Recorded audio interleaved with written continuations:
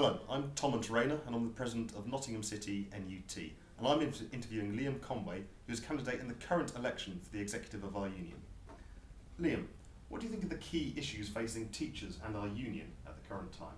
Hi Tom. Well, there are obviously a whole range of issues that affect teachers at any one time, but at the moment I think three key issues are how we respond to the Ofsted regime, which appears to be getting out of control, how we deal with the government's obsession with targets and testing, and an educational system that's driven by data tracking, and finally, and probably most important, how we respond to the oncoming cuts in the education budget proposed by both major political parties.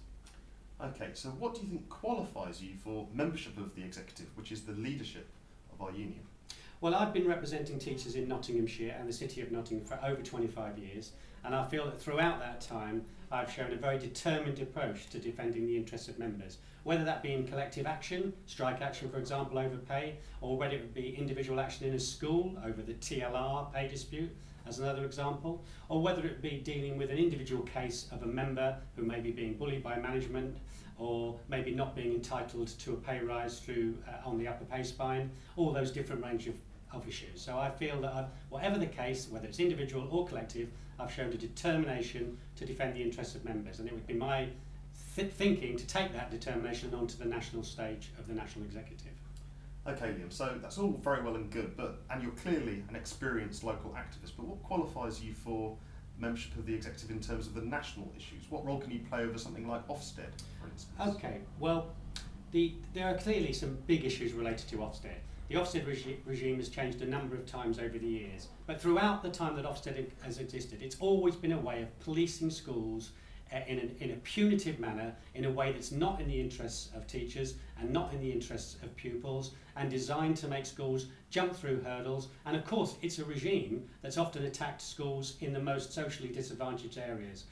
And I feel the union needs to take a stronger stance in defending members and schools against the impact of Ofsted, particularly at the moment because since last September, the new Ofsted framework has seen twice the number of schools going into special measures or notice to improve.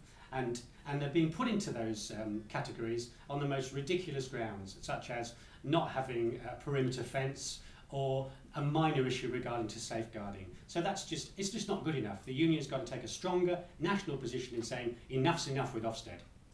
Okay, so what position do you take on the related issue of targets and testing, something that teachers in the classroom have to deal with every day, something which takes up a great deal of our time and has a big impact on the learning experiences of the children in our schools?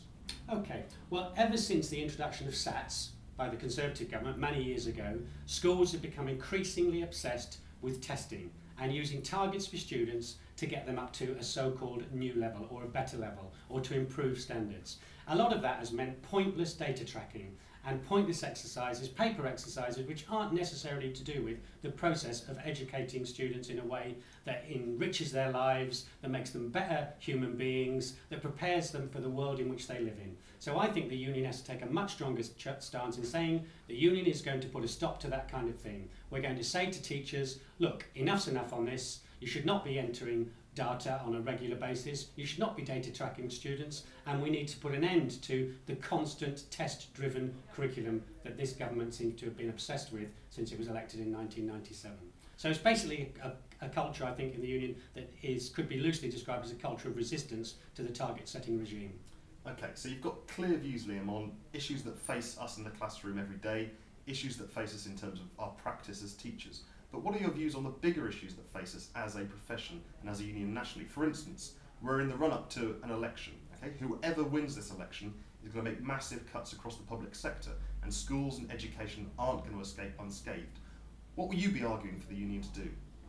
Okay, well, I do believe that the cuts are going to be very severe, or at least that's what the government's intention is. But our approach should be, and this might seem to be a bit cavalier, but I think we need to be optimistic. We need to be able to say that we should not be paying for the crisis creating in the banking sector. Teachers, the education service, our students should not be paying through rising class sizes or job cuts or any cuts in the provision that we provide in school because of what happened in the banking sector.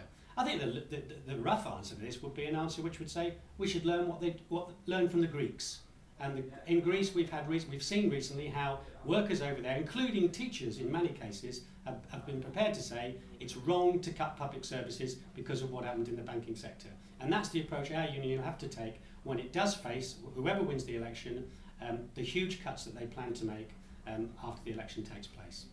Okay, finally, Liam, why is the National Executive so important? What role does it play within our union? And what role do you think you can play on the National Executive? In short, why should members vote for you? Okay, well, the National Executive is effectively the ruling body of the union between our annual conferences. So on a day-to-day basis, it makes decisions that decide how the union is going to respond with two things like Ofsted, two things like pay cuts, two things like cuts in our services and potential job cuts, and therefore it's clearly a very important body. And as such, it must have people on there who are prepared to act in the interest of teachers and the interest of the education service. I feel that my approach to the National Executive would be to go on to it and take into it the approach I've taken in NOTS, which is to put the interests of members first and not the interests of any short-term motives of my own. That I'd be going on there saying, okay, what are the problems facing teachers? Do we fully understand what it's like to be in the classroom and how we should respond to those people who have to put up with those issues day in and day out? And are we doing enough to defend those members collectively on a national scale? And so therefore I will be taking the approach into the executive that I've taken in NOTS to ensure we have strong leadership of the union and that we've not just got people there just going down to London for the trip. I'm going down there to London to the executive meetings, to be part of the executive, to make a difference for members. Thank you, Liam. Nottingham City Association, Central NOTS and South NOTS associations are all supporting Liam Conway. If you haven't yet received your ballot, email inquiries@nut.org.uk, quoting your membership number, your name and your address. The ballot closes very soon on March the 24th, so it's important you get your ballot away as soon as possible, preferably before the 21st of March. For a union that acts for teachers, vote Liam Conway.